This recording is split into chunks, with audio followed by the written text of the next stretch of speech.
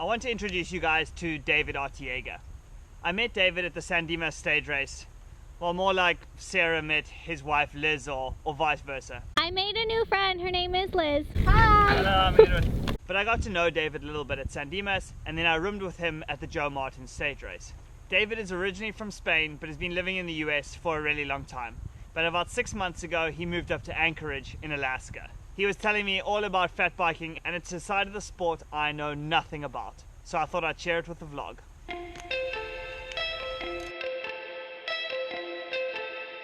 I thought I was gonna give up biking. Seriously? Yeah, I thought it was all done until I got there and everybody had a big fat bicycle. Fat biking is so addicting. It is just so much fun to be cruising on the trails with that big tires, and then you're just sliding around and your hips start moving all over the place and you're like, nice. And then it's like, even when you're going through steps or anything, you can just keep pedaling through because the pressure is low, so it kind of just drives through steps, drives through anything. You can roll really fast on those fat bikes, like 60-70 kilometers an hour, which is about 40-45 miles an hour. It is crazy because the guy in front of you is also going at that speed, so all the snow is kind of going in the air and you're just getting all that snow and you're just hanging right there for dear life and shaking and going downhill all these big mountains in Alaska. It's so much fun, man. In Alaska, everybody is about the enduro stuff. Longest I have done is 100 miles close to the Arctic Circle up in Fairbanks, and it was called the White Mountains 100. That was the hardest thing I have done in my life. Holy cow, man. It took me 9 hours and a half to finish the 100 miles. I finished 5th, 4 minutes behind the winner. And that thing was so hard. What is the coldest ride you think you've been on? I think it has been like -5 degrees Fahrenheit. What do you wear? What didn't I wear? With my base layer, regular weather jacket, soft shell jacket, cycling jersey, knee warmers plus leg warmers on top, and I was wearing underwear. A pair of neoprene socks, toe warmers, 2 plastic bags, really thick ones, another neoprene sock, and then a neoprene shoe cover. And that's how I rode. What bike do you ride up there? Fatback. They are maybe the first or second fat bicycles builders. It is a build bicycle in Alaska. It is just a very Alaskan minded. It handles awesome. Like you will see Pat Smage like doing crazy stuff on the bicycle, like big jumps and stuff, and it handles really nice. Like even if you're in the trail, you can go like treat it as a mountain bike.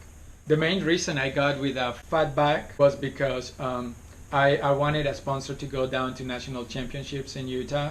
So he lent me a bike. So I took that bike down to national championships. It was a hard race, fast. The trail was so nicely groomed.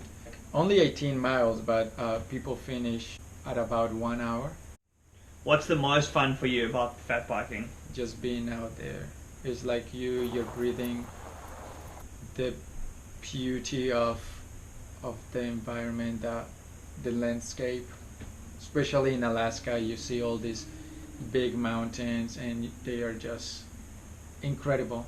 And the wilderness, I just feel like I find happiness on this.